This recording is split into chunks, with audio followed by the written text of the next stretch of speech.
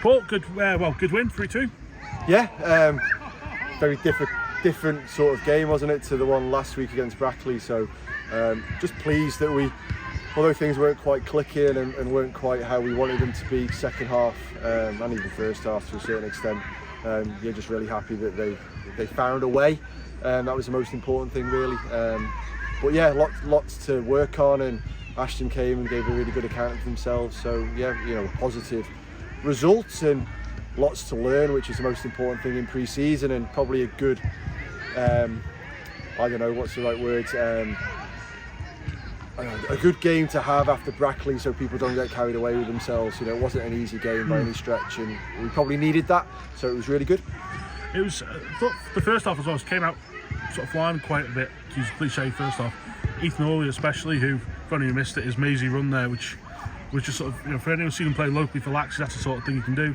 How much opportunity is this giving you to see like the players who you don't get the opportunity to see each week, but are still likely to play a local game? Yeah, we've had them, in training with us, so we see them there. But until you play them in a competitive fixture, or they get an opportunity competitive fixture, you're not quite sure. And they all acquitted themselves well, and it'll have done them a world of good, and does the group a world of good.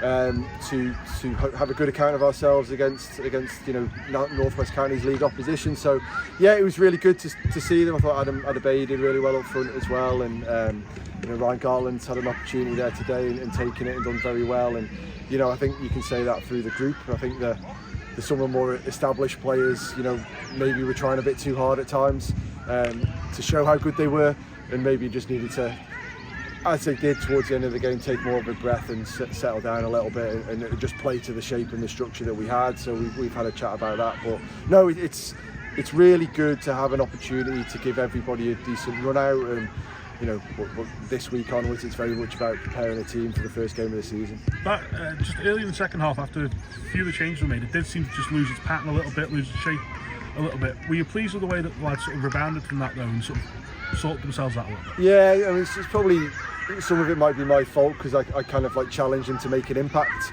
with the minutes that they had on the pitch, and they've maybe taken that to go and try super hard as an individual, rather than maybe try super hard for the role within the team that then helps them shine as an individual. So once they got that first 15 minutes out of the way of kind of running around and everybody trying to get on the ball and everybody trying to look like they were contributing, then it settled down into a bit more of a pattern and shape like we were expecting. And I thought we kind of dominated that second half in the main for large parts. And as always, we just need to improve our defending counter-attacks when we're on the attack, and we don't concede opportunities as easily as we have done. So yeah, I'd agree with what you said there.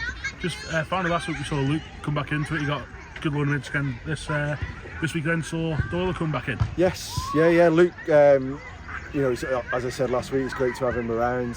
He'll take probably not too much time, but he'll take a little bit just to get used to it again and training at this level and playing in these sort of games frequently. And we've just got to look after him really and make sure he's okay, and be sensible with how we use him and where we use him. And Doyle has not been right since the back end of last season, and he's getting there now. And the plan wasn't to give him some minutes today on Thursday when we met, but the opportunity with Al Maitland being ill meant that we could rejiggle things a little bit. And it was good to have him on the pitch, and he's a threat, isn't he? And he having a big man up top means the defenders are worried. Two defenders are worried about them, and it creates space for other people. So we had two runners up front in both halves to start with, and they did well. But you sometimes you need that focal point, and Sean gave us that, and that probably helped settle everything down a little bit in the second half. Just finally, we've heard rumours that they've ran out of beer here this afternoon, which sort of shows just how many people turned up.